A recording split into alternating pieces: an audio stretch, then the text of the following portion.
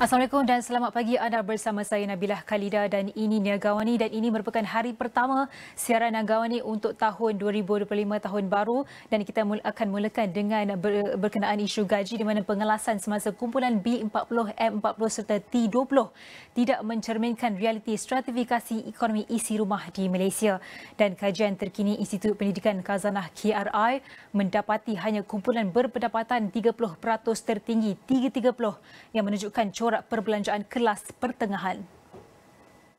KLCI berkata kumpulan pendapatan M50 iaitu kumpulan antara B20 dan T30 masih rentan secara ekonomi. Kumpulan itu juga menghadapi masalah untuk memenuhi keperluan asas dan membeli produk yang lebih beraspirasi, jelas kajian itu. KLCI menjelaskan selama hampir 15 tahun daripada rancangan Malaysia ke-9 RMK 9 hingga RMK 11, Malaysia telah menggunakan klasifikasi itu sebagai asas dasar ekonomi. Katanya kebanyakan dasar menyamakan B40 dengan isi rumah miskin dan M40 dengan kelas pertengahan atau isi rumah bercita-cita tinggi dan kelas aspirasi. Menurut KLCI, corak perbelanjaan golongan antara B20 dan T30 yang boleh disebut sebagai M50 kelihatan agak seiras dengan isi rumah dalam kumpulan ini masih menghadapi kompromi antara memenuhi keperluan asas dan membeli produk yang lebih beraspirasi. Walaupun sesetengah isi rumah mampu menikmati sedikit perbelanjaan tambahan seperti makan di luar atau menghantar anak ke kelas tambahan, mereka masih mengalami kompromi dalam kesejahteraan dan taraf hidup. Golongan M50 ini juga bukan kelas pertengahan sebenar dan masih terdedah kepada risiko ekonomi. Susulan itu, KLCI menambah lebih tepat untuk menyatakan hanya 30% teratas daripada jumlah isi rumah tergolong dalam kelas pertengahan atau kelas aspirasi. Sehubungan itu, KLCI menggesa supaya pengelasan kumpulan pendapatan ditakrifkan semula untuk dasar yang bersasar dengan pembuat dasar beralih daripada menggunakan kategori yang sudah lapuk kepada langkah mengguna pakai rangka kerja perbelanjaan bersepadu. Baik, itu adalah dapatan kajian KLCI berkenaan dengan mencari golongan miskin dan juga kelas penengah. Tapi sebelum kita berbincang lanjut bersama pakar, saya akan tunjukkan dahulu statistik survei gaji dan upah Malaysia untuk tahun 2023 dan statistik ini dikumpul berdasarkan survei gaji dan upah yang dijalankan oleh DOSA melalui pendekatan isi rumah untuk mengukur gaji dan upah bulanan yang diterima oleh pekerja sepenuh masa dalam kalangan warga negara Malaysia yang bekerja di sektor awam dan juga swasta berdasarkan pekerjaan utama mereka. Dan daripada jumlah 15.81 juta pekerja yang direkodkan pada tahun 2023, bilangan pekerja sepenuh masa dalam kalangan warga negara Malaysia adalah seramai 10.11 juta orang. Dan kalau kita dapat lihat di sini, DOSM telah menyediakan kami data daripada tahun 2016 sehinggalah 2023. Namun kita akan fokus kepada tahun 2023 saja. Kalau kita dapat saksikan year on year untuk pendengar untuk tahun 2023 adalah sebanyak 7.1% peningkatannya, manakala purata year on year untuk tahun 2023 adalah sebanyak 6.9% untuk tahun 2023, peningkatan dari tahun ke tahun.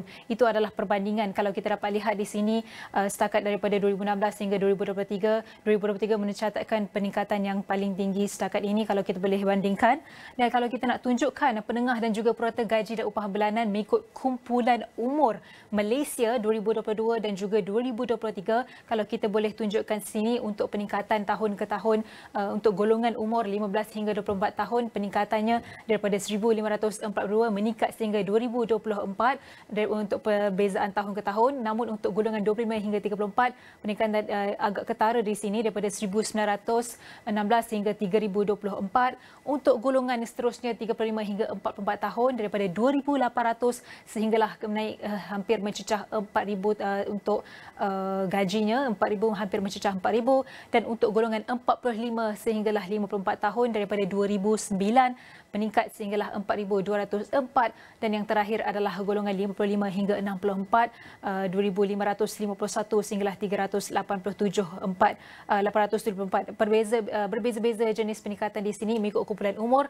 Namun kita nak juga saksikan penengah dan purata gaji mengikut pencapaian pendidikan. Kita ada 4, kita bahagikan kepada 4 di sini. Kalau kita boleh tunjukkan di sini untuk peringkat tertiary, peningkatan itu kalau kita boleh lihat sini tidak tidak menunjukkan perbezaan yang ketara kalau kita boleh tunjukkan antara tertiary dan juga menengah dan juga rendah dan juga tiada pendidikan rasmi. Saya ada banyak lagi data yang saya ingin tunjukkan, namun kita akan tunjukkan sekali lalu saja, sekali pintas. Namun kalau kita boleh bandingkan penengah dan purata gaji dan upah bulanan mengikut tahap kemahiran, kita ada peringkat mahir, separuh mahir, berkemahiran rendah dan juga kategori mahir mencatatkan purata gaji dan upah bulanan tertinggi.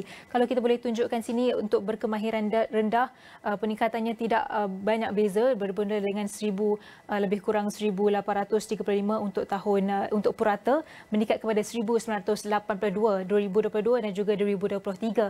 Namun untuk separuh mahir, kalau kita boleh tunjukkan untuk purata 2,335 meningkat kepada 2,475 untuk tahun 2023 dan untuk kategori mahir puratanya adalah 4,878 meningkat kepada 5,242 untuk tahun 2023. Kita dapat saksikan peningkatan itu dari tahun ke tahun.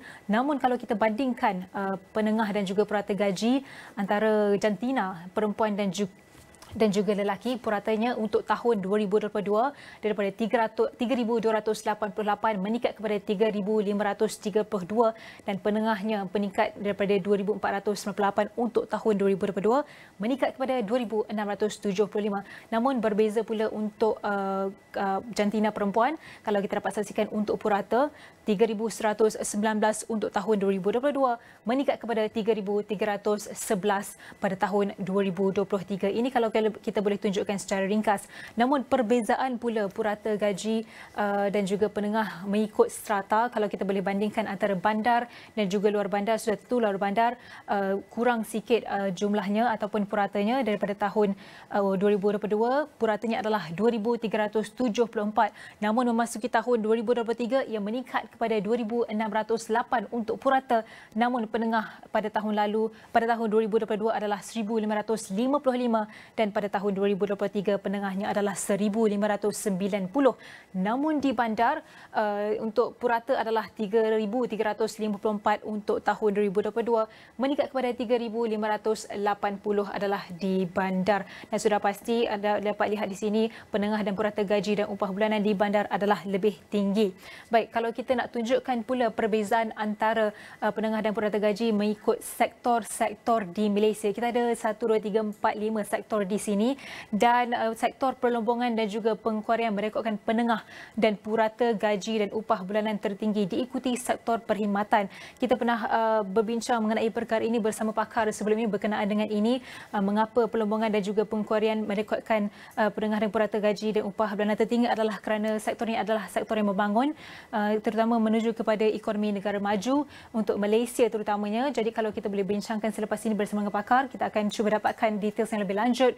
Namun kalau kita nak bandingkan antara negeri, kalau kita boleh tunjukkan sini paling tinggi perbezaannya adalah di wilayah Persekutuan Putrajaya, diikuti dengan wilayah Persekutuan Kuala Lumpur dan yang ketiga adalah Selangor.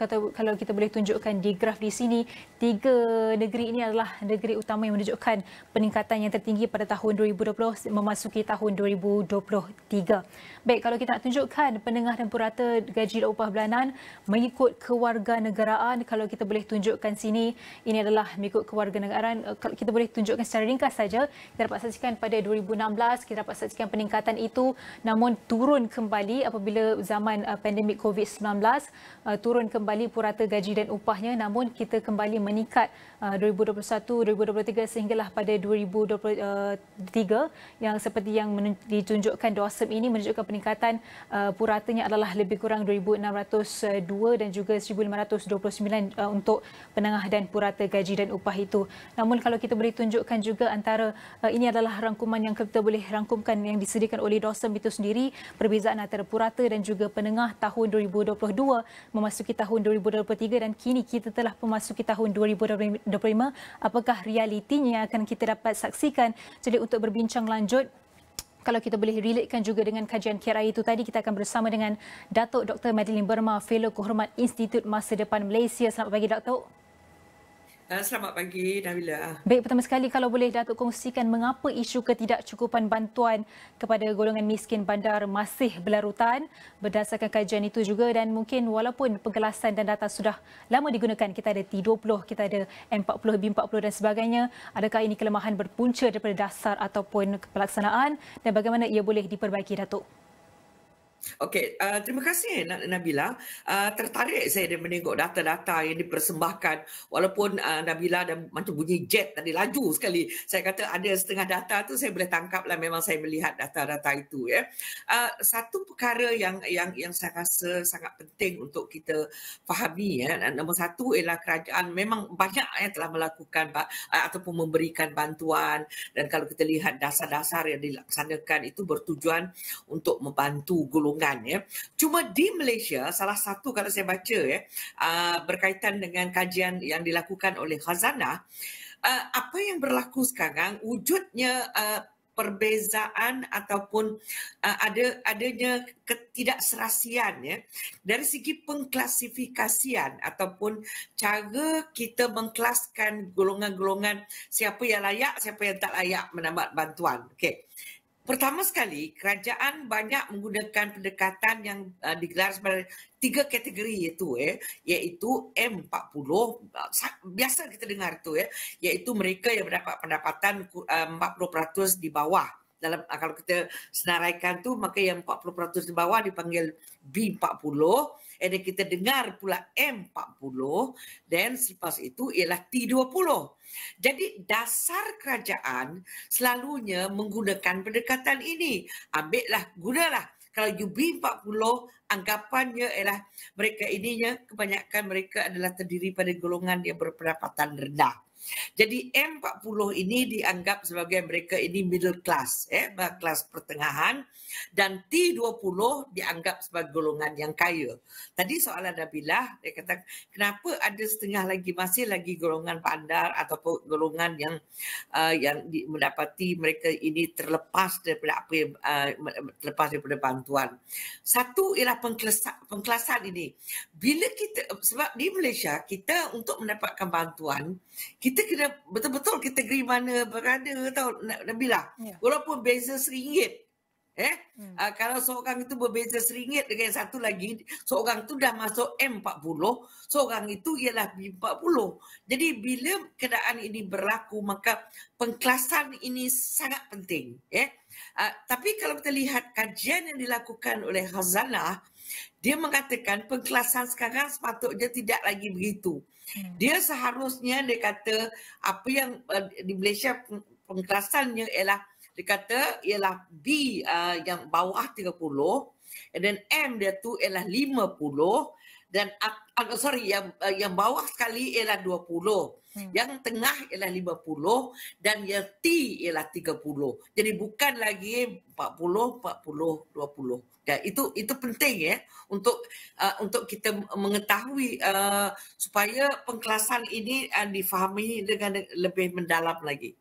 Okey, seperti yang Datuk katakan, apa yang kita ada sekarang tidak lagi, boleh kita kata tidak lagi relevan lah. Perlu ada pengkelasan yang lebih khusus dan lebih orang kata barulah, bukan lagi penggunaan 40 tapi 50. Tapi kalau kita boleh tanyakan juga kepada Datuk, sampai bila pendekatan pembahagian bantuan berdasarkan pengkelasan golongan ini akan terus digunakan, dan mungkin apakah alternatif jangka panjang yang boleh kita pastikan transformasi ekonomi lebih holistik seperti melalui pendidikan, peluang pekerjaan dan juga pengukuhan kelas pertengahan itu? Bagus soalan tu Nabilah, sebab kita terlalu obses tahu, kita terlalu fokus menggunakan pendapatan atau perbelanjaan semata-mata, very quantitative. Kita gunakan itu untuk mengkelaskan golongan isi rumah yang layak ataupun yang patut menerima bantuan. Apa yang Nabilah sebutkan tadi ialah supaya kita perlu memberi pendekatan yang tambahan, complementary, ataupun fokus selain daripada pendapatan dan perbelanjaan. Kerajaan juga perlu menggunakan pendekatan yang lain, sebab kita lihat kesejahteraan bukan hanya bergantung kepada pendapatan. kesejahteraan juga dan juga well-being mereka itu juga bergantung pada perkara-perkara lain seperti tadi disebut pendidikan dan selain daripada pendidikan dia akses kepada kesihatan So di Malaysia keperluan asas tu kita dah penuhi lah Maksudnya di sini ialah sejumlah besar rakyat Malaysia sudah memenuhi keperluan asas, maksudnya tempat tinggal, bukan tempat tinggal, keperluan asas seperti yang saya katakan tadi ialah yang sangat asas tu ialah dari segi tempat tinggal, walaupun ramai yang dikatakan mempunyai akses kepada rumah murah masih lagi kita melihat ada masalah sedikit, tetapi dari segi tempat tinggal mereka ada majoriti sudah ada. Yang kedua ialah dari segi makanan dan juga yang lain-lain.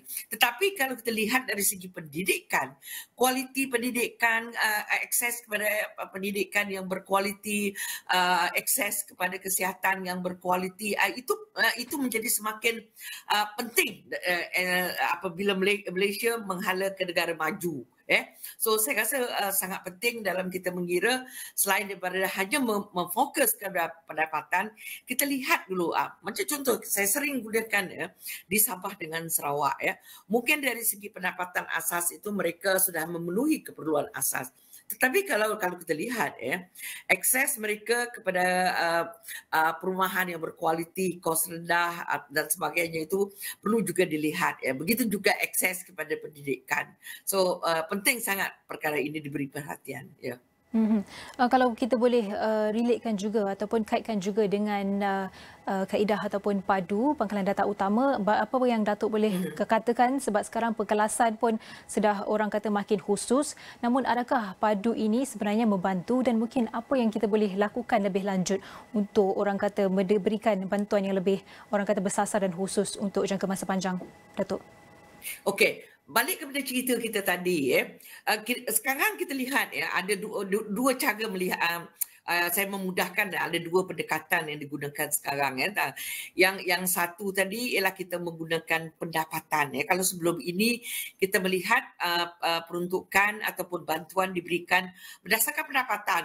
So mengamuklah rakyat Malaysia, dia kata memanglah pendapatan dia tinggi, tetapi bila dia ambil kira perbelanjaan, tolak, itu yang dia kata dulu awal bulan gaji dia M40, tapi bila pertengahan bulan dan penghujung bulan dia menjadi B40 dan dia tak layak menerima bantuan. Jadi kerajaan telah memperkenalkan pendekatan baru itu menggunakan PAKW pendapatan wajar, kehidupan wajar.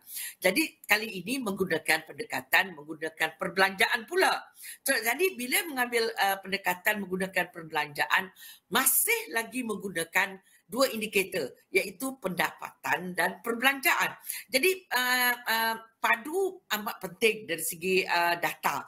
Sebab untuk memastikan benda ini berjalan dengan lancar, kita kena mengenal pasti apakah pendapatan individu itu, apakah perbelanjaannya. Jadi sekarang kerajaan menggunakan pendapatan boleh guna lah ataupun per capita. Jadi perkara ini, maka data daripada padu ini sangat penting. Tapi bagi saya, selain pada melihat data padu, bantuan juga perlu diberikan berdasarkan keperluan mereka Dan sebab data ini sangat penting, sebab data yang macam kami sering sebut iaitu real time. Real time tu maksudnya keadaan masa benda itu berlaku Sedangkan kita tahu pendapatan dan perbelanjaan ini berubah-ubah dia bukan statik. Jadi ini sangat penting Nabilah. Ya. Dia detail lah cerita tu sebenarnya. Dan kalau boleh kita dapatkan juga pandangan Datuk, bagaimana Datuk melihat progres dalam menamatkan ataupun menoktahkan miskin tegar ini juga, dan juga mencari golongan miskin dan golongan pertengahan ini mencerminkan kejayaan ataupun kegagalan dasar ekonomi kita pada waktu ini, dan mungkin jika strategi kebergantungan kepada subsidi dan bantuan langsung ini gagal mengurangkan jurang pendapatan dalam lebih kurang tempoh 5 ke 10 tahun akan datang, apakah pelan kontingensi yang wajar dipertimbangkan sebenarnya? Okey, ini memang ongoing discussion. Saya rasa Nabilah pun kerap berbincang kalau kita Astro menjemput kami untuk berbincang. Memang usaha kerajaan ini memang kita perlu, saya mengucapkan tahniahlah kepada kerajaan Malaysia. Tak kira lah kerajaan dulu ke kerajaan sekarang, dan kalau kita lihat kerajaan sekarang lagi lah di mana kita melihat yang amat berhormat Perdana Menteri habis saban hari kita mendengar dia menoktakan kemiskinan, walaupun saya tidak kurang gemar menggunakan perkataan itu, tetapi sebab dia ada konotasi yang berlainan. Noktah tu maksudnya kosong lah. Habis langsung tak ada lagi dah kemiskinan. Sedangkan bagi kita ia sekadar untuk mengurangkan insiden kemiskinan di negara kita. Baiklah, kalau bila kita lihat pertama kita ada melihat adanya political will. Ini sangat penting dalam apa-apa dasar. Political will itu sangat penting, dan di sini saya lihat kerajaan begitu tinggi keinginan politiknya dari peringkat yang paling atas iaitu yang amat berhormat Perdana Menteri sendiri sampai ke peringkat bawah. Kita melihat agensi-agensi kerajaan begitu aktif berusaha untuk melaksanakan membasmi kemiskinan. Begitu juga NGO, begitu juga GLC dan sebagainya. Dikerah ni di Malaysia ini macam seolah-olah dikerah untuk menoktakan kemiskinan, membasmi kemiskinan. So jadi ini nombor satu. Walau bagaimanapun kemiskinan pasti tetap ada. Walau negara kaya sekalipun dia pasti akan ada. Mungkin dari segi nilai peratusannya mungkin semakin menguncup. Itu yang sebenarnya yang kita harapkan. Semakin mengecil, semakin menguncup. Now, selain daripada political will, saya rasa apa yang kita sebut awal tadi Nabilah, ialah dari segi pendidikan. Sebab cara yang paling cepat untuk membasmi kemiskinan iaitu kalau kita lihat di China, mereka menggunakan data. Dan kedua, mereka menggunakan pendekatan iaitu governance. Itu sangat penting. Dan juga bagaimana kerajaan memastikan penyelesaian kemiskinan itu ialah pendekatan yang holistik. So, kita boleh menggunakan pendekatan China itu yang seperti yang tadi kita sebut, menggunakan data. Yang kedua ialah political will perlu ada. Dan yang ketiga, yang sistem yang sedia ada tadi, iaitu real time data itu bagi saya sangat penting untuk memudahkan kerajaan mengenal pasti siapa yang miskin dan siapa yang tidak miskin. Dan yang seterusnya bagi saya, seperti yang Nabilah katakan, kita kena, rakyat Malaysia kena belajar apa yang kita untuk mengurangkan kebergantungan kepada subsidi. Kita tidak boleh hanya terus bergantung kepada subsidi. Kita sekarang kena memikirkan bagaimana nak hidup tanpa atau dengan subsidi yang rendah. Itu dulu. Baik, terima kasih diucapkan kepada Datuk Dr. Madeline Burma, Fellow Kehormat Institut Masa Depan Malaysia kerana sudi meluangkan masa bersama kami untuk berbincang mengenai isu gaji dan upah pada hari pertama siaran yang AWANI pada hari Khamis ini. Terima kasih diucapkan sekali lagi kepada Datuk, dan banyak lagi perbincangan selepas ini, jadi kita berhenti rehat seketika, kembali selepas ini.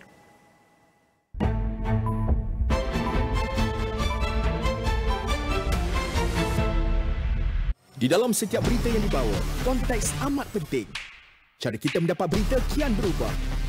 Melalui media sosial maupun saluran digital yang lain serta kaca TV. Kami sentiasa membawakan yang tergempar dan terkini. Kita buat sesuatu yang berbeza. Teraskan acuan verifikasi yang diamalkan supaya setiap fakta adalah sahih. Daripada analisis pelbagai sudut yang mendalam, laporan-laporan khas dan perbincangan yang membina negara. Inklusif, suara rakyat kami ajukan. Keseimbangan persepsi kami pastikan. Kerana setiap cerita mempunyai impak yang tersendiri dan perlu dibawa dengan penelitian yang terperinci. Pastikan Astro AWANI menjadi pilihan anda tidak kira di mana sahaja anda berada. Saluran berita paling dipercayai di Malaysia.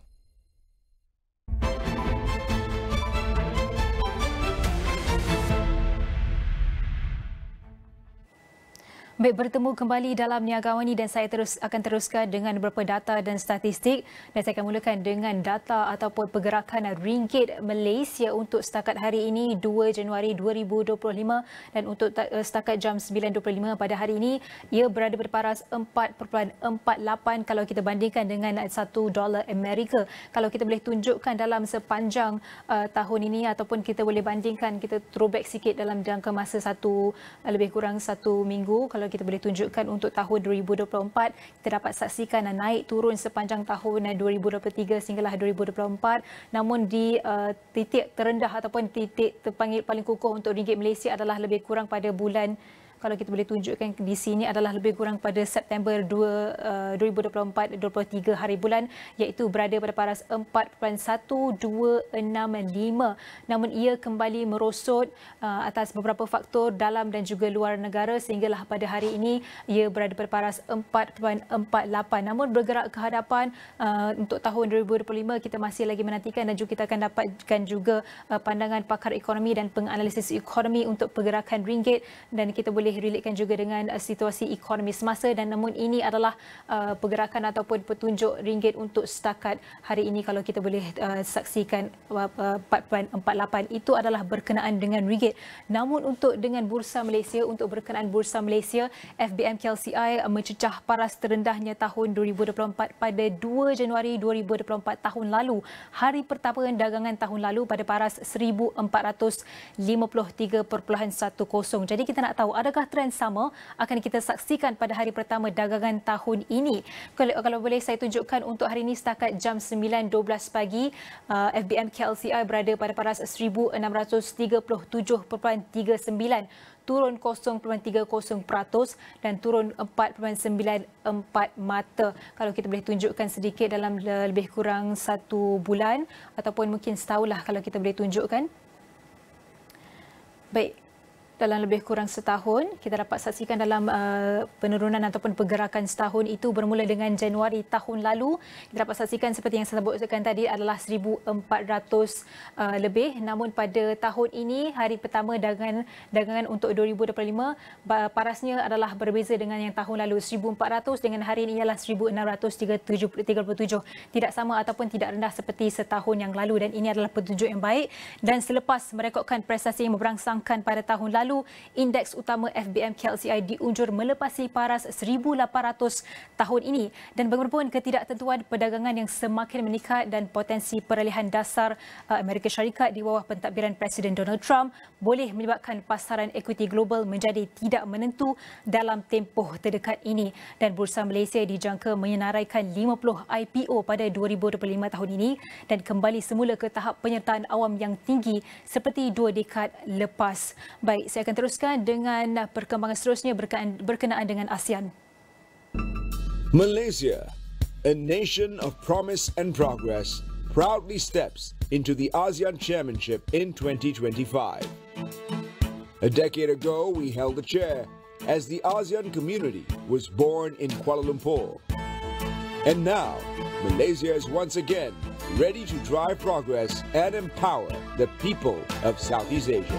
ASEAN is now more than an association of nations. It is a symphony of shared dreams, the chorus of hopes intertwined. It breathes with the rhythm of unity, with a vision that lights the path to a brighter tomorrow. Together we have forged a path towards peace, stability, and prosperity. Through the trials and triumphs, ASEAN has grown even stronger. Today, we stand as an economic powerhouse, poised to become the world's 4th largest economy. Our resilience is unshakable, our resolve unwavering. In 2025, we will forge ahead, bold, confident, and unyielding. This is ASEAN's moment to shine. As chair, Malaysia will embrace the future with a clear vision. We will champion inclusivity, creating a region where every voice soars and no one is left behind. We will drive sustainability in all we do, securing the long-term well-being of our people. Together, we will build a future where everyone can thrive.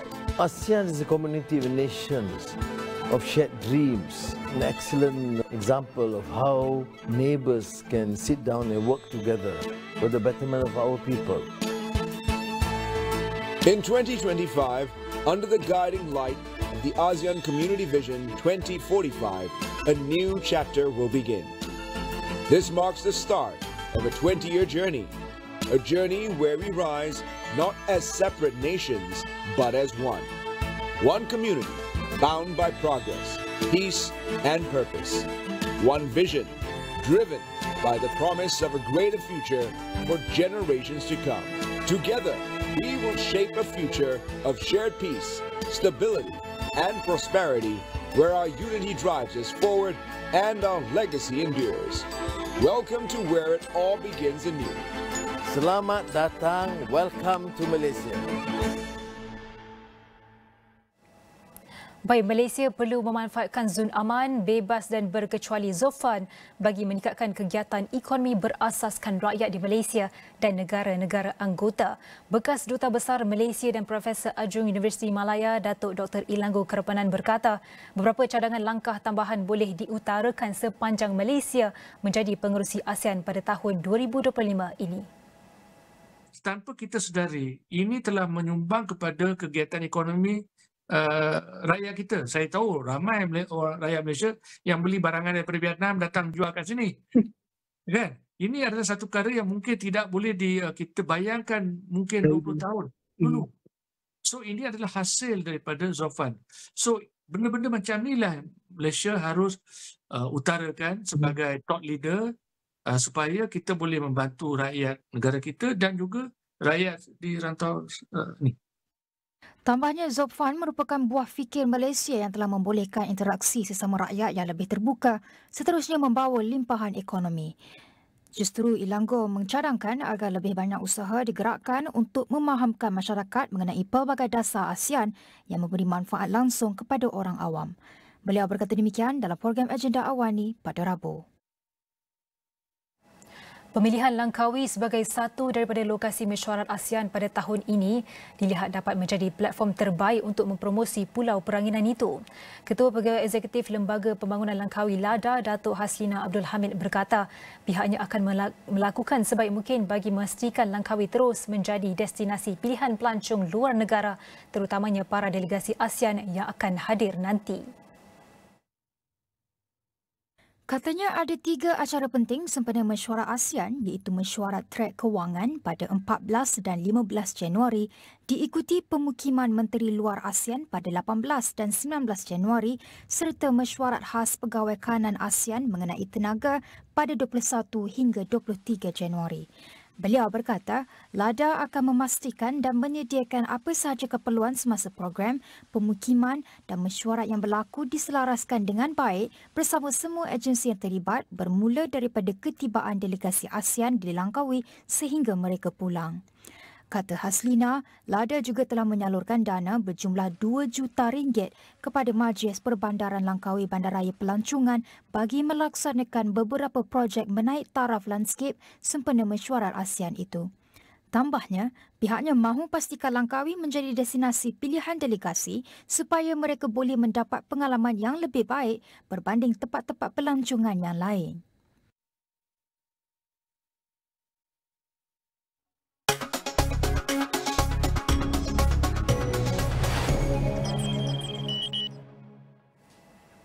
Rasionalisasi subsidi diesel yang telah dilaksanakan dan petrol RON 95 yang akan dilaksanakan pada tahun 2025 akan membantu negara mencapai sasaran defisit fiskal 3.8%.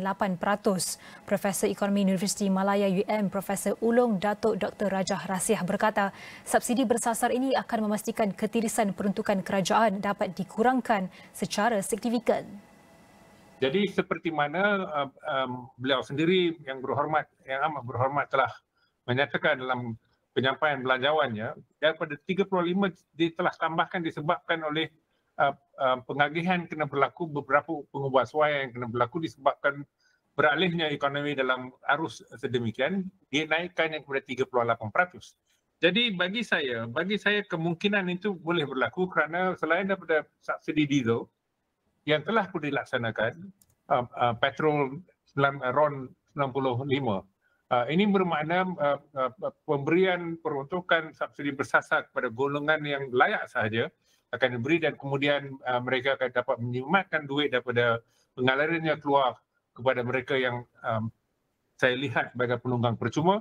Begitu juga dengan penunggang pembeli-pembeli di luar negara dan sebagainya disebabkan ketirisan. Beliau berkata demikian dalam program Agenda Awani pada Rabu. Tambah rajah, langkah menyasarkan semula subsidi ini tidak akan memberi kesan yang besar kepada pengguna secara menyeluruh berikutan usaha kerajaan meningkatkan gaji minimum dan gaji penjawat awam. Menurutnya lagi, sasaran defisit fiskal yang lebih rendah ini juga boleh dicapai sekiranya negara berjaya beralih kepada ekonomi baru seperti yang termaktub dalam Pelan Induk Perindustrian Baru NIMP 2030. Seterusnya, pasaran ekuiti Malaysia mencatatkan prestasi memberangsangkan pada 2024 mencapai beberapa kejayaan penting yang menyediakan asas kukuh bagi indeks utama untuk melepasi paras 1,800 tahun ini selain jangkaan 50 penyelenggaraan baharu. Petunjuk pasaran FTSE Bursa Malaysia KLCI mengakhiri tahun lalu dengan mencatatkan peningkatan 12.90% dalam tempoh 52 minggu, menjadikan Bursa Malaysia sebagai bursa berprestasi kedua terbaik di Asia Tenggara selepas Singapura. Bursa tempatan itu juga merekodkan terbitan tawaran awam permulaan IPO tertinggi yang pernah dicapainya dan mencatatkan permodalan pasaran melebihi paras 2 trilion ringgit buat kali pertama pada Mei. Bagi saham individu, 99 Speedmart Retail Holdings Berhad melonjak 14% masa dagangan sulungnya, menjadikannya IPO terbesar dalam tempoh 7 tahun sejak penyelarayan Lotte Chemical Titan pada 2017. Ini merupakan IPO ke-34 Bursa Malaysia pada tahun ini, mengukuhkan kedudukan negara sebagai pasaran IPO paling aktif di Asia Tenggara pada 2024. Menurut data daripada Bloomberg, saham yang paling banyak didagangkan di Bursa Malaysia sejak 12 bulan lepas termasuklah MyEG Services, Valesto Energy, Hong Seng Consolidated, Top Glove Corporation dan TWL Holdings. Bursa Malaysia meraih pencapaian penting pada 2024 dengan 55 IPO disenaraikan di bursa itu, bilangan penyelenggaraan tertinggi dalam tempoh 19 tahun lepas, melepasi sasaran awal 42 IPO. Kesemua 55 IPO ini secara kolektif mengumpul hasil sebanyak 7.42 bilion ringgit, yakni peningkatan sebanyak 107% daripada tahun sebelumnya dan menyumbang jumlah permodalan pasaran sebanyak 31.37 bilion ringgit kepada Bursa Malaysia berdasarkan kepada harga IPO mereka. Prestasi luar biasa ini merupakan peningkatan sebanyak 72% berbanding 32 IPO yang dicatatkan pada 2023. FBM KLCI mencecah paras terendahnya tahun ini pada 1453.10 pada 2 Januari 2024, hari dagangan pertama tahun itu, dan mencapai paras kemuncaknya pada 1678.80 mata pada 30 Ogos 2024, tahap yang tidak dilihat sejak Disember 2020. Ekonomi Singapura berkembang sebanyak 4.0% pada 2024, melebihi jangkaan menurut Perdana Menteri Lawrence Wong. Lawrence yang juga Menteri Kewangan berkata dengan ekonomi yang lebih kukuh, pendapatan sebenar negara dijangka terus meningkat. Berbeza dengan banyak negara maju, menurut Lawrence, Singapura tidak berdepan dengan pengangguran dan gaji yang tidak meningkat. Kebanyakan pekerja menerima kenaikan gaji yang melebihi kadar inflasi, menjadikan mereka lebih baik dalam istilah sebenar. Sepanjang dekad lepas, pendapatan median meningkat sebanyak 2.2% tahun, mengatasi kadar inflasi. Pada November, Kementerian Perdagangan dan Industri MTI menyatakan pertumbuhan keluaran dalam negara kasar KDNK Singapura bagi 2024 diunjurkan sekitar 3.5%. Kementerian itu dijangka mengeluarkan anggaran awal KDNK untuk suku keempat dan keseluruhan bagi 2024 pada Khamis. Melangkah ke hadapan, Perdana Menteri berkata beliau akan menggariskan langkah seterusnya dalam Forward Singapore menerusi Belanjawan 2025 yang akan dibentangkan di Parlimen pada 18 Februari. Beliau berkata kerajaan berhasrat untuk meningkatkan daya saing ekonomi Singapura, mencipta peluang dan pekerjaan berkualiti untuk rakyat Singapura serta terus meringankan beban kos hidup. Kerajaan juga katanya akan menyediakan bantuan yang lebih bersasar kepada mereka yang sukar untuk menyesuaikan diri, terutamanya golongan warga emas dan berpendapatan rendah. Namun tegas beliau, kerajaan juga tidak akan mengabaikan segmen lain termasuk golongan berpendapatan sederhana dan pertengahan usia yang menjaga ibu bapa tua dan anak-anak kecil. Lawrence turut menyebut mengenai kedatangan 2025 yang menandakan ulang tahun ke-60 kemerdekaan Singapura. Beliau mengingatkan walaupun ia merupakan kesempatan untuk diraikan, pencapaian itu juga menjadi masa untuk rakyat Singapura merenung nilai bersama, identiti dan prinsip yang mereka perjuangkan.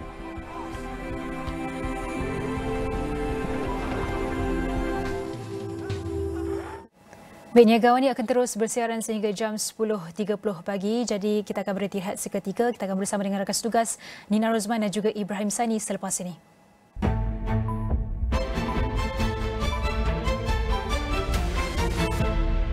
Apa signifikan dengan pengumuman ataupun berita yang keluar dari media China ini berkaitan dengan hasrat Malaysia untuk menyertai gabungan BRICS? Kita mau dapat lebih banyak umpamanya pelaburan daripada negara China. Kalau melihat kepada Akta Kanak-Kanak 2001, adakah kita terlalu lambat untuk melihat proses untuk meminda akta sedia ada? Kita perlu ada penyelarasan. Kita tak mahu bekerja secara silo. Bersatu pertahankan hutan kita!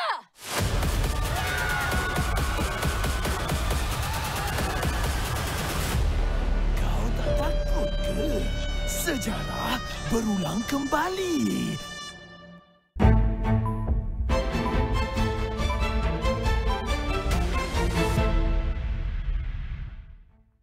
Hello, you're watching Niaga Awani with me, Nina Rozman, and today I'm very honoured and privileged to welcome you, our distinguished guest and leader, the President and Group CEO of SIRIM, Dato' Indra. I want to say thank you very much for joining me. Firstly, we know that the history of SIRIM has very impactful and milestone, as we can see from here, and probably we can share with us the pivotal role SIRIM has played over almost 50 years. Maybe to kickstart, can share with us. Right. As you know, SIRIM next year will be our 50 years of anniversary, and the last 50 years has been so impactful, and I must congratulate all the personnel at SIRIM, leadership at SIRIM, for the stellar performance in making sure what SIRIM has achieved until today. And SIRIM is no longer a small company, it is a big corporation today, and we have presence internationally. And we have done so much more in terms of different aspects of mandate that was given to us in terms of commercialization, statutory development, as well as R&D. So these are the three functions that I just mentioned. Actually is an A to Z of industries. So industries requires all these functions for them to work and operate their businesses so they can export products overseas. And those days when we were manufacturing small SMEs and industry do not really utilize the services, but today if they are looking for export products, export market, they must use SIRIM services. And this is where SIRIM is an important element within the ecosystems. And another important parameters is that we provide the standard certifications. We make sure that all industries comply to what is required internationally. And at the pivotal role of all of this is the safety for the customers. And we do not compromise or sacrifice the safety requirements. And we want to make sure that whatever that we have deliberated, whatever we have discussed in terms of standard, the safety of the consumer comes first. And last many years, or last 50 years, there is so much that has been developed. And I have said this is SIRIM 3.0 as we are moving towards 2025 and beyond.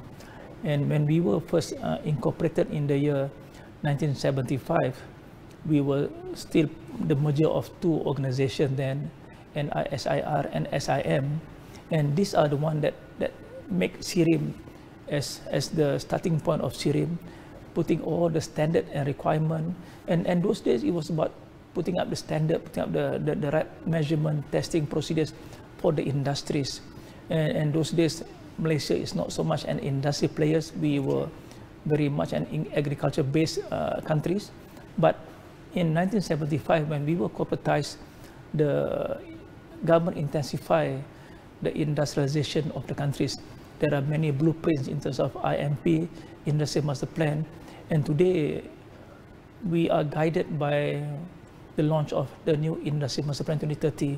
So moving forward for 2025 and next many years from today, we are going to be making sure that the countries is going to be achieving its high income status nation by 2030. the industries will be utilizing as much as possible the new technological development and we want to see that industries embrace AI to the fullest, to the benefits of industries, and to make sure that we are part of the global players in terms of industries. So we are very excited to see what was done 50 years ago, and we take that lesson learned from the 50 years that we have learned, and from a small little personnel within SIRIM, we are now 2,000 plus strong personnel within SIRIM. These are all experts in their own areas, and some of them are thought leaders internationally as well. And we want to make sure to celebrate all this achievement next many years to come. Across this achievement expansion, it's definitely not easy for SIRIM especially to play a very important role to boost advanced technology and innovation and ensuring high standards across various sectors. And also thank you, Dato', for sharing us the journey of how SIRIM was inspired and what are the primary mission are today. Probably you can share with us along the journey, what are some of the most favorite or standout breakthroughs that you're most proud of, Dato'? Maybe you can share with the viewers. Right, for the last 50 years, I think one of the significant breakthrough perhaps is the creation of our first MS standard, Malaysia Standard number 1, which was created in 1975, and that was the introduction of our safety helmet standards. And before those days, Malaysians are riding their motorbikes without helmets, and the governments come up with that requirements to put on helmets, and SIRIM was tasked to develop the standards, and then we do the testing until today, the testing of all helmets that is being used by consumers and by motorcycles, that the helmet has to be tested and certified by SIRIM. And we take pride of that MS number 1. And over the last many years or so, we have not just impacted on testing and certification, but we have also done a lot of R&Ds.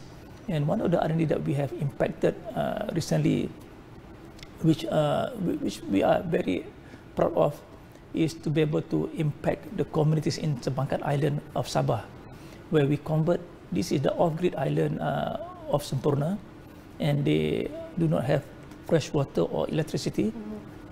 So what we have done, we have converted, what we done is the freshwater desalination systems.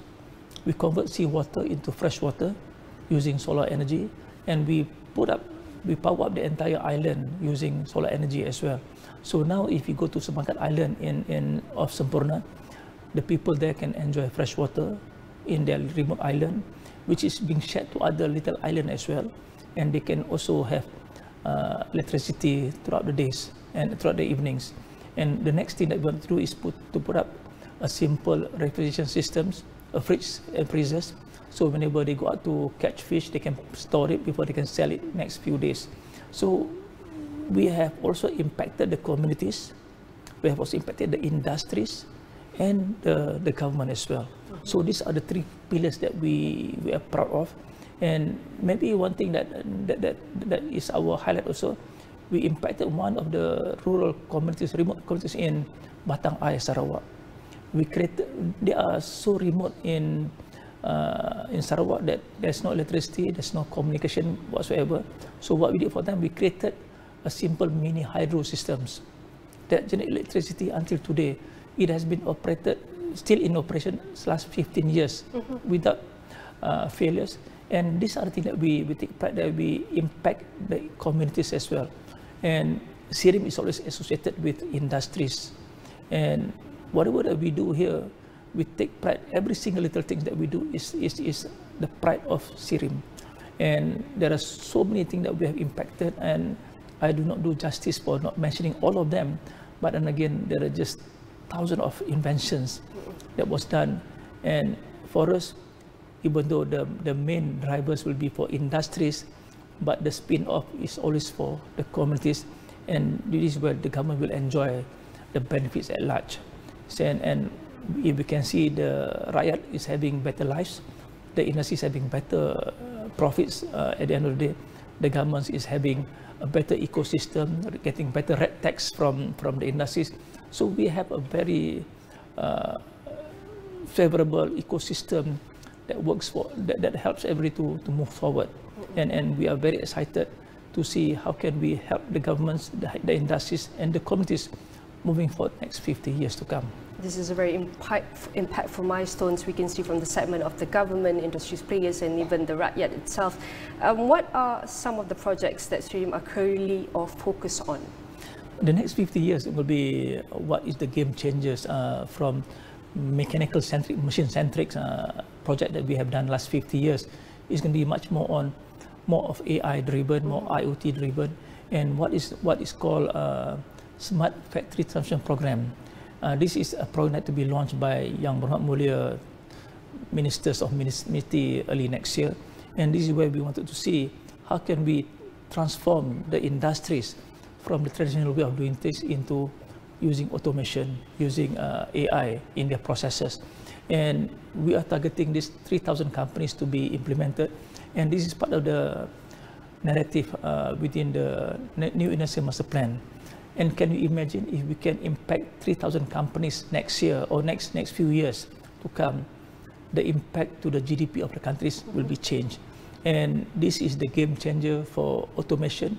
This is the game changer for industries to make more money, so they can give more tax back to the government, and they can employ high-skilled personnel, which will then be paying better salaries to the engineers and technicians as well.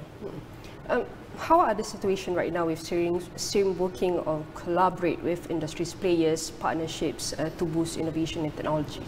In fact, you can see our collaboration with industries is symbiosis collaboration. We exist because of industries, and we always say to industries that we want to enable industries using our technology.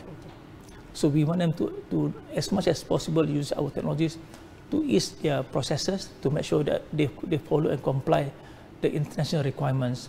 And there are many processes that was done traditionally, and if we can automate them, we want to automate them, and we want to try to blend in between the old traditional way of doing things and the new way of doing things as well.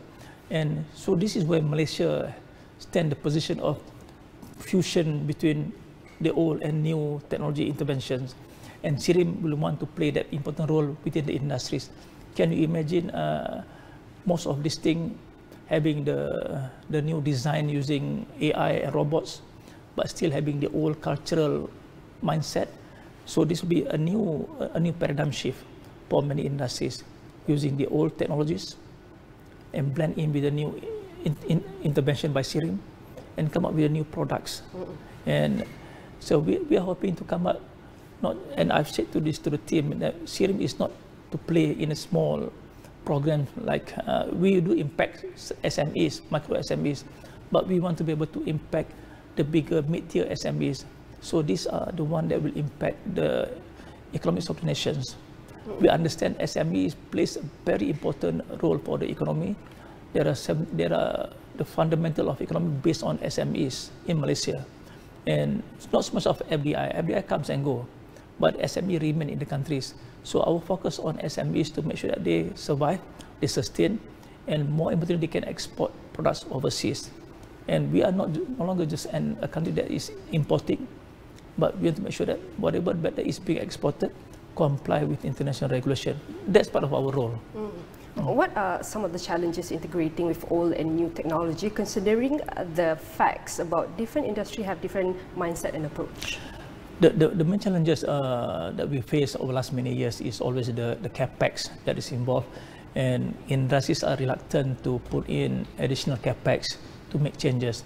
They are very complacent. They're very happy to do whatever that millions ringgit that they have been doing every year, and they say, why should they change? And to us, if they don't change, they'll become dinosaur.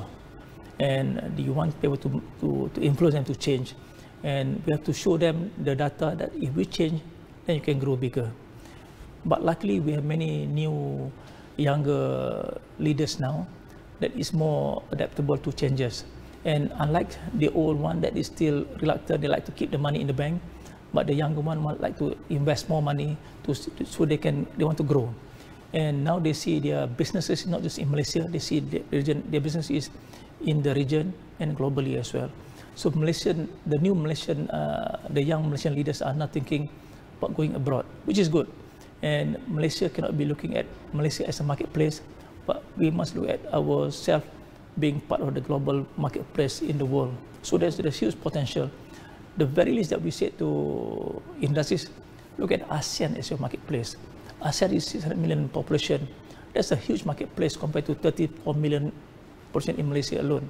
So if you can capture that market in ASEAN, that's a big market for you to explore in the future. And not forgetting the two, what I call the elephant and the dragon of the economies, the China and India. This is a billion population that we must never ignore. And we must be able to leverage on our Malaysian expertise because such diverse countries, we have Malay, Chinese and Indian. And if we can tap our brothers from our Chinese brothers and Indian to go to China and India, so we can tap the entire world. And Malaysia is really truly the hub of economic development, and SIRIM will want to play that technological development for industries. And what kind of approach that Malaysia can adapt locally? Probably what can we learn from other neighboring countries or regional countries to position Malaysia as key leaders in boosting technology and even quality standards and even innovation? Right. We cannot be doing something out of the air of just our own imagination. We have to benchmark with some world standards, world players that has done this one for many years, and then try to adopt this one to make it Malaysian, more Malaysians. And last many years we have been benchmarking ourselves. We have been learning from an organization in Germany, which is called Fraunhofer Institutes. They are very much like SIRIM as well, but they operated in more developed nation, and they have been exporting their knowledge and expertise all over the world. And SIRIM has been leveraging on their ecosystem for the last almost 10 years now. And what we call SIRIM Fraunhofer programs, which has been successful. We have trained more than 2,500 companies last many years. And we want to benchmark ourselves, be the best. To be the best must be, and Germany we all know has been one of the most advanced industry leaders for last many years. And they have been moving forward from, like I said again, like SIRIM so many years ago, mechanical centric, to now AI, embracing the new technology as well. And in fact, the most exciting thing, but when we went there last year, it's not just AI, they are going to quantum computing. That's something that has been not even been discussed yet. So can you imagine moving from mechanical AI to quantum computing? Can you imagine what happens next many years in terms of industries? Things will change. Maybe when we are doing these interviews in next many years, it will be metaverse interviews. So things, and many CEOs now are saying that they don't employ human, they are using AIs to do most of their works now. Human will be redeployed to do something else. It's not that they're taking our jobs, but will be redeployed to do something else. So are we going to be in competition with robots, AI? Are we going to be a better master than the other slaves? That's something that we have to decide on our own. Before I ask you what's your hope and dream in the next 7 metaverse, probably in the next few years, probably you can share with us right now your hope in the future, probably in pushing all sectors in boosting or embracing technology and digital. Our hope is actually to see Malaysian companies adopting technologies, and there's no two way about it. Malaysian industries, whether they are small or they are big, industries, technology must be part of their ecosystem. They must embrace it, they must use it, they must believe in it. And we don't want them to be part of just what is called as jago kampung, the champion within the village, but we want them to go regionally, we want them to go globally as well. And for SIRIM, we do not want to become just Malaysian organization that helps industries in Malaysia, but we want to become the champion globally as well. We have benchmarked ourselves to be top 5 within the region, and perhaps the top 10 within globally as well. That we can put ourselves in the global market. We are not just assisting Malaysian industries globally, but we want to match Malaysian industries and in foreign industries internationally. So Malaysia will work in collaboration and with partnership to make sure that we are creating a better future for our generations to come. And again, I would say thank you very much. Definitely, we hope for bigger and better for years to come. And this is the vision, achievement, and even the future plans of SIRIM. Again, I would say thank you very much, Dr. Indra. Thank you so much. And definitely, all of our discussion here will be featured in astro.com and across all social media platforms.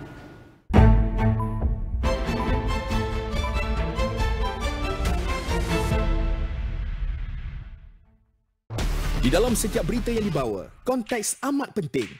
Kami sentiasa membawakan yang tergempar dan terkini. Pastikan Astro AWANI menjadi pilihan anda, tidak kira di mana sahaja anda berada.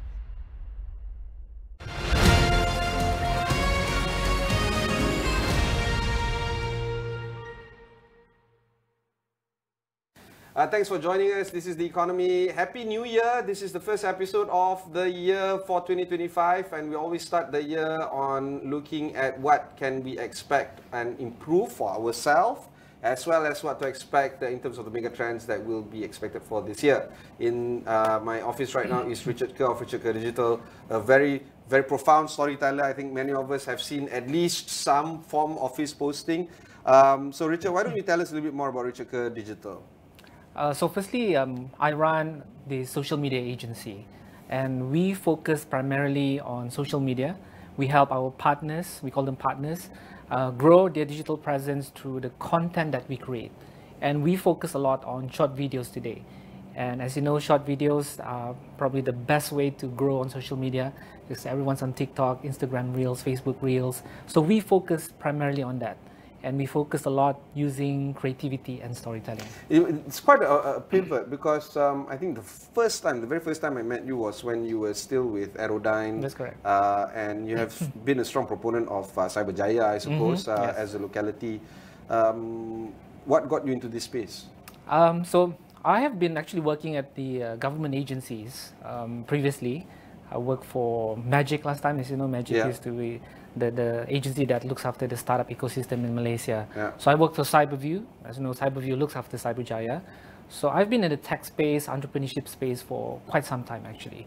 So one of the biggest things that I saw was a lot of these companies. I met so many amazing companies and founders, great products, great services, but one thing they struggle is how do they market themselves? How can they tell better stories? But this is a perennial problem, isn't it? Yes, it is actually. You can have the best product and the best services. The poor storytelling will be the one that will be the Achilles heel. Exactly. So that's why I saw the opportunity in this space. That why don't I come in and see how can I help these businesses to grow their presence, at least help them to build their brand and help them market their products or services in a more relatable way. And of course, there's another flip side to this, because being a Sabahan, there's also that heritage NGO that you do. Yes, correct. Talk to us to that effect. So I founded an NGO called North Borneo Historical Society. So that was actually started many years ago when I was still living and working in Beijing actually.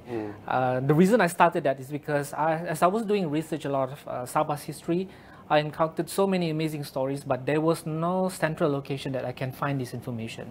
So I said, instead of trying to look for one, why don't I start one? So I started with a Facebook page.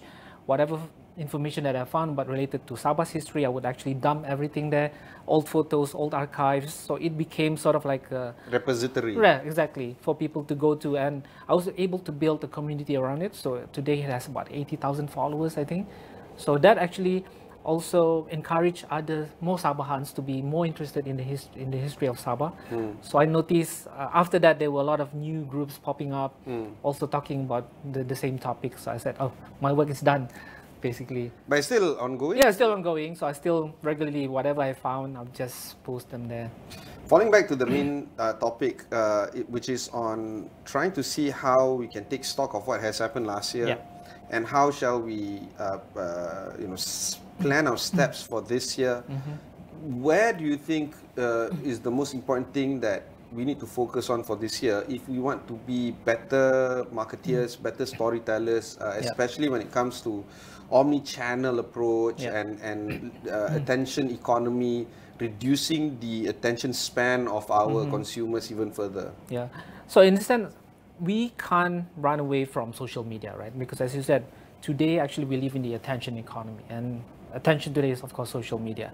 And I think for many companies, they think that social media is just one of the channels to do businesses, but in fact, it is actually one of the main channels that they should focus on. And you can't be doing the same way of, you running traditional media and promoting your products the same old way, because social media is a totally different space.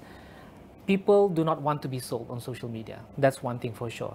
So you need to be able to create compelling content that is educational, inspirational, or entertaining in some ways. I think most people would do entertaining content, right? But I think if companies would be able to focus on those two things, sharing their stories, sharing inspirational stories about their companies or people around them, or how did they start their companies, those kind of things, I feel that can help build traction, especially for businesses who are very traditional. Yeah. Speaking about business owners who are very traditional, they might still be on Facebook still. Right. They have not migrated to new platforms. They know of TikTok. I'm pretty sure of it. I don't think they have an account. Right. How do they go about this whole idea of trying to reach new consumers when they themselves are unfamiliar with these kind of platforms? Understand? So as you can see, right, this is somewhat related to the mindset. You need to be able to change the mindset first, and then that can only start from you. And in that sense, I think probably the baby steps business owners can do is try to download TikTok first, at least today, and just have a look like what kind of content do people create. But I think in most cases, people are already on Facebook, they're already on Instagram. They would already seen the kind of content or short video content that are actually being pushed across these platforms.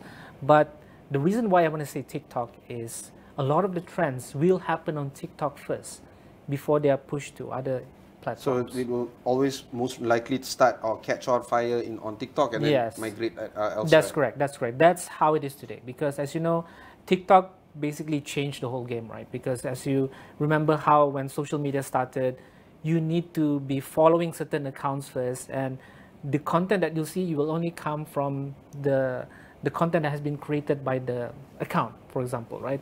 But in today's context, very different today, because when you post a short video, for example, those short videos will be pushed to non-followers, people who have not seen your account, have not seen your brand, or even don't care that you exist. So that's why you need to be able to capture their attention and get people to be interested in your content. So that means everyone is given that equal opportunity to be present, to highlight whatever they have within the company. There's a few TikTok creators that I would say unsuspecting or non-traditional. Right. One account that I enjoy is the press printing business in rural America. It's this old grandpa. I don't know whether you know. I haven't seen it yet. It's an old grandpa, and he has this press machine, and he makes newspaper fonts. That has like 2 million, 3 million followers. Crazy. I don't even understand why. Even he doesn't understand why. When he crossed the 2 million follower count, he made the short content, and then he just shared it, and he says, "Thank you for following my account. I still don't know why you're following my account." It's just a guy printing, old press machine. Exactly. How do you go about that? Like, especially in terms of trying to capture the imagination of users. Right. I don't know what is the secret sauce. I don't think there's a secret sauce, but we have to think about from the human perspective, right? The human nature. People, as I said, firstly, people don't want to be sold. But if you're able to create content that is compelling enough, that touches human interests, that I think it's a powerful thing that you can do. And not only that, as I said, stories will always capture people. It is not about the features of a product, but it's about the stories. So imagine like this printing machine, right? Like that was probably used many years ago, like 50, 60 years ago. And to many people, I think a lot of the younger generation, they probably have not seen or heard this kind of thing. But it is interesting, right? To me, it is interesting because it is part of our history. So if you're able to bring out those kind of stories, right? I think many industries today, like even in Malaysia, I feel there are a lot of great stories that are still waiting to be discovered. So those are the things that I think people should leverage on. Okay, and then of course the whole question of how do you go about it, assuming you don't know where to start and stuff like that. Is there a role, or is there still a role for influencers to come in and help the business? Is there any how should I say, economic value in hiring influencers, even micro influencers? Now there's nano influencers apparently. In terms of promoting the business, or it's just just money down the drain? I think there's a combination of multiple things here. I think based on the most recent research that I saw, can't remember what's the source, they said leveraging on influencers is okay, but it is more effective leveraging on the micro and nano influencers. I think the reason is because it is more relatable. Say for example, your network, right? Maybe your LinkedIn network. I think you have probably about 15, 20, 15,000. Yeah, 15,000 followers, right? So I think that's a good number because more people get to interact with you. But imagine those with 2 or 3 million followers. I feel the engagement could be really, really low because in many cases, the content may not be relatable, right? But your content might be relatable to so many people. So that's why, at least if you want to leverage on influencers, use those who have smaller followers. Because as I said, the interaction may be more meaningful and more effective. Of course, that's the influencer part. Of course, the other part is I would encourage business owners just to create stories around their business. It is not to talk about their products, but it's talking about how can they become the source of inspiration to other people. Because the reality is, although we are inspired by the big names, Bill Gates, Mark Zuckerberg, but the truth is, we only want to learn from people who are just a few steps ahead of us, not from people who are a million steps, which is totally impossible to catch up. So that means, as a business owner, why don't I share the stories of how did I start this business? Maybe if you're running a bakery, for example, why don't you share your stories about renovating the whole place? And that becomes a great story. It becomes a good source of inspiration that people want to learn from. Not many people are gifted to be good storytellers. There is this whole notion of I can do the business, I can also do some form of marketing, but being a storyteller is downright scary, if not daunting. How do you reach out to some of your partners or your clients in terms of this whole notion of this is not my cup of tea, this is way beyond me? I understand, totally understand. I can relate to that. I spoke to so many of them, right? But then as I said to them, you started this business. Of course, you need to go all in. It is not going halfway and you just want to do this thing. That's why they need to be challenging themselves because we live in a totally different world today.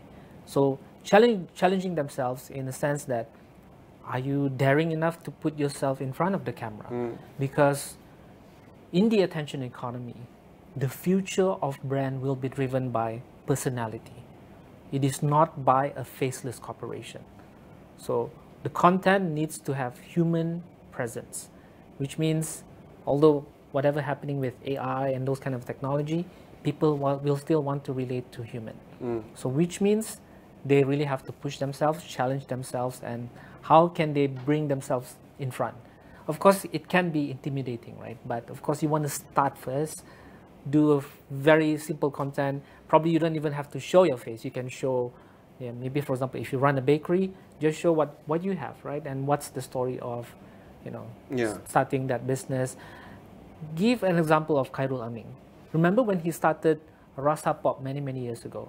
He did not actually showing his face. But eventually, as his audience was growing, and today has like over 12 million followers, I think, he started to show that this is the brand. This is the face of the brand. And when he ran that TikTok live, I think early last year, I think that's the reason why he was able to sell his product like 1.2 million ringgit within 3 minutes and 39 seconds. Because the trust has been built, the relationship has been built. So technically, if he wants to sell a bicycle today, I think there's no problem. No problem. Anybody wants to buy. So I think that's the beauty of this opportunity today. Maybe I just want to tie in with a case study or case studies that we can understand this better. What about large brands like iPhone or Tesla? Right. Is it still applicable where personalities are driving these kind of brands? I mean, I can imagine Elon Musk trying to push Tesla, but for Samsung or Apple, how do they push their devices out? I think for many reasons they have truly establish the brand, right? Because they have invested millions or if not billions to build the brand. So for them, they can still be relatable to many people, although they don't have to put faces in front. But say, for example, Apple, if you check their Instagram page today, there's nothing talking about the product, but each photo tells a story. But you can only do that once your brand is truly strong enough. Actually, yeah, right? I do check Apple's Instagram from now and then. It's stories, people, face, we call it locations. Yeah. Basically, nothing to do with the what do you call that? The specifications of the product. Yeah. Red Bull. If you look at Red Bull's content, right? It's not even talking about the energy drink. Yeah. It's it talks about lifestyle, the dairy. Yes, that's right. They are, doing all these stunts, actions. The same thing. I think brands, they need to start thinking of companies. How do you chart your path to become a great brand that people want to talk about? And you can only do that through storytelling. But of course, that takes time. But if you don't start now, then when? Let's talk about some of the risk areas that you're concerned about for this year. Is it inflation rates? Is it macro geopolitical tensions that's happening around the world? How does this compare against you taking stock of what has happened in 2024? Do you sit back and reflect what you have done, how you have performed, areas that you can improve on and such? Yeah, I think in general, I mean, we could think about like what are the things that are affecting the global economy, right? But I feel, at least from the local perspective, I feel there's still a lot of opportunities to do things here. The reason is because if you look Malaysia in general, we have a lot of great industries. We have been building this over the last few decades, and the beauty of that is there's a lot of hidden opportunities that people have yet to discover. And with the geopolitical things that is happening, between the that part of the world and this part of the world, this means Malaysia is even actually in a better position. The only thing that people that need to focus on today, as I said, is how do you push these stories out? How do you market all these interesting innovation and industries to the potential customers from different parts of the world? And so if you think from this perspective, right, you will say that you will say that, okay, a lot of these things happening, a lot of challenges, and you're not actually thinking big enough. I think I've met so many companies, right? They are too localized, focusing on the local market. They're not even looking at the big picture that they can actually export a lot of the products and services today beyond the borders of Malaysia. And you can only do that, of course, through social media. And I've seen many companies are doing it already. One of the companies that I've met, I think about 2 years ago, a very small company, and what they do is they build smartphone cover, and they only sell to Japan, and they're making millions. So niche, eh? Yeah, and they're operating right here in Malaysia, and it's run by 2 or 3 people, and that's how they were able to penetrate certain markets. And that's the thing, right? Sometimes we say, oh, the market is saturated. The market is not saturated. The market is actually waiting for people like you and a lot of more businesses out there to show themselves. And you can only show that through your own personality, your stories, and you can do this greatly through, of course, as I said, social media lah. The one thing that you're worried about for this year?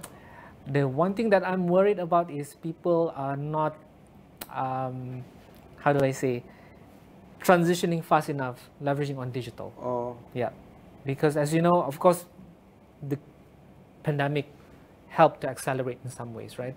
But then... Well, the pandemic is 5 years ago now, yeah, if you think about it. It feels it like feels like yesterday, like but it has been 5 years ago. Exactly.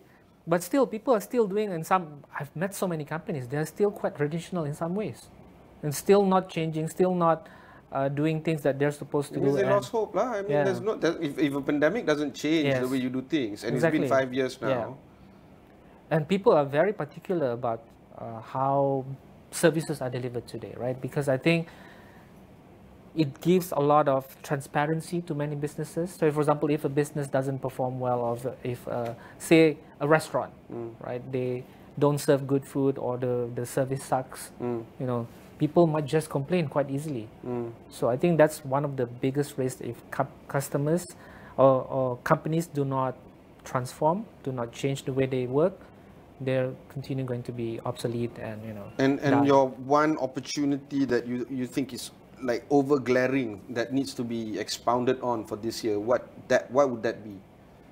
I think at least from the Malaysian perspective or Malaysian companies' perspective, is to invest more on storytelling or invest more in marketing and try to push. Don't shy away from marketing, yeah, and to push beyond the boundaries, because again, as I said, right, the opportunities is not in this country, but is in this region, Southeast Asia, at least. Or if you feel that your products can go beyond, why not? And always think big. I think that's the beauty of this country. Is I think Malaysia has a lot of great talent.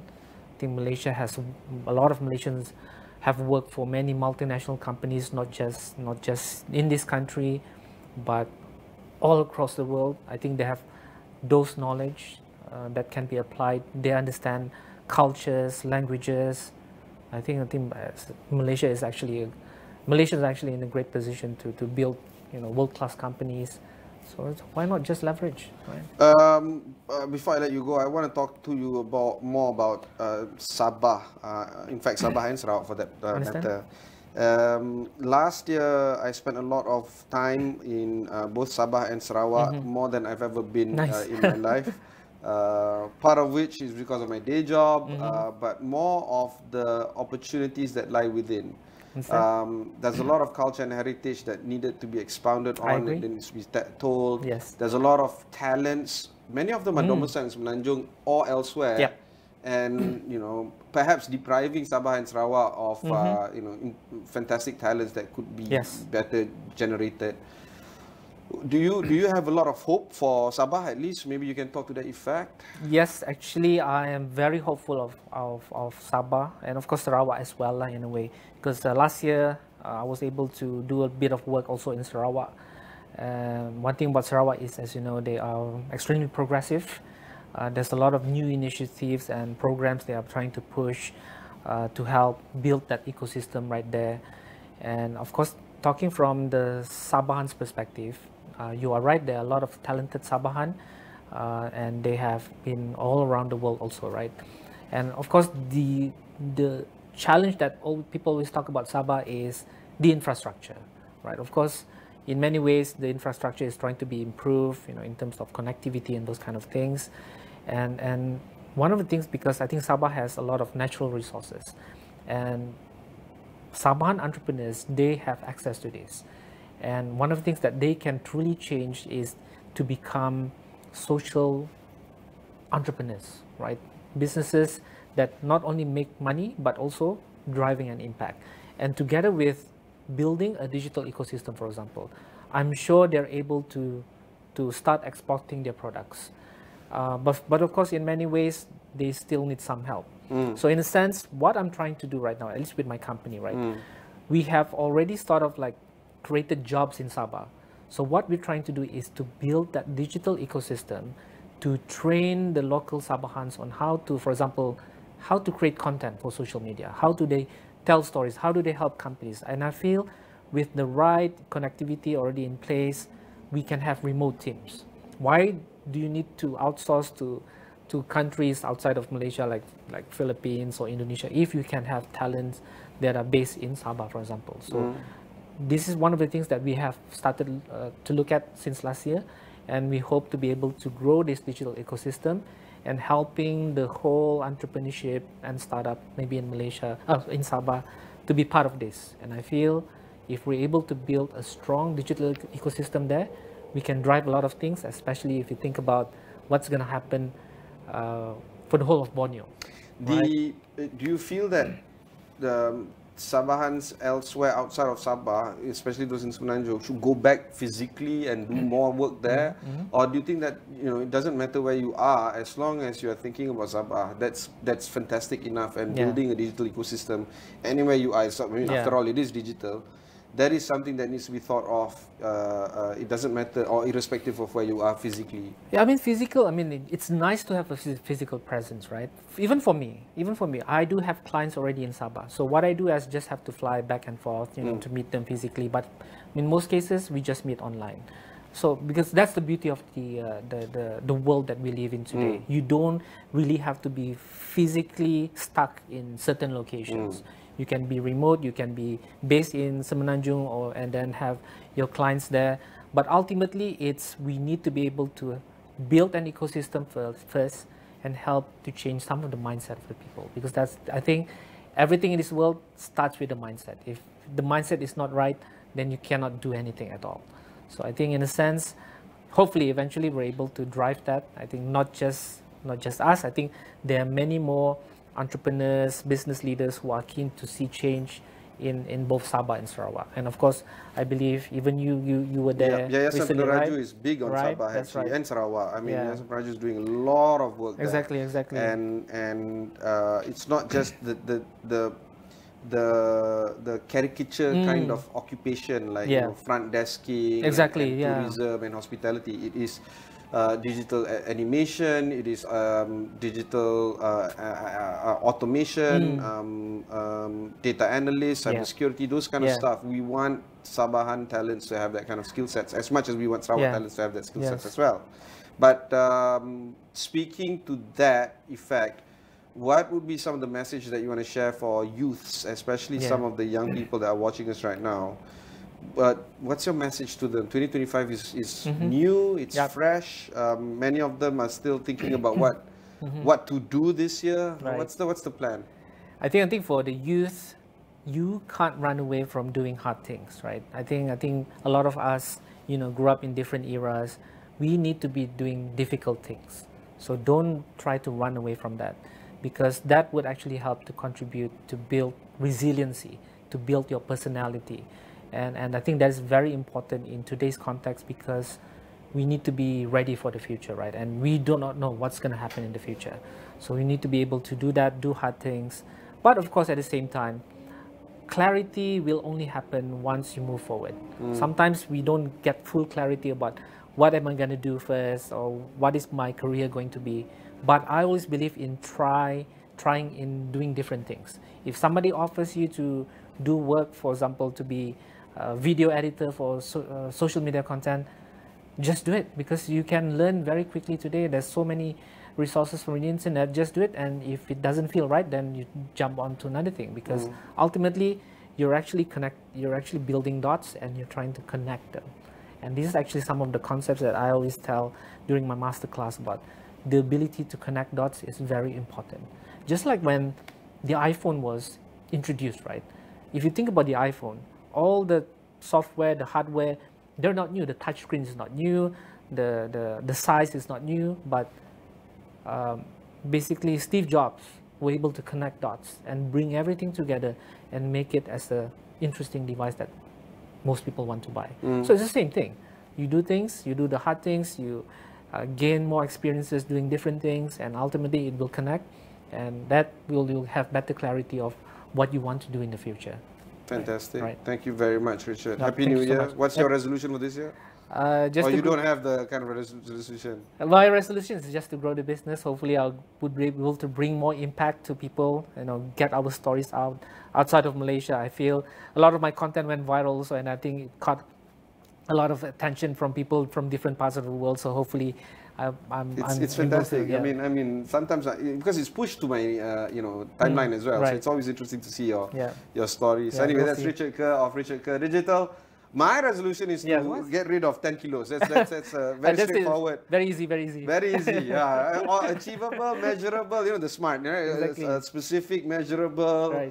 Reliable and timeliness. So I get rid of 10 kilos by 31st January. For sure you can. All the best. Thank you very much. Okay, if you have missed out on some of the parts, just head on to astroawan.com and find out more there. Until then, thanks very much for watching, and Happy New Year to you too.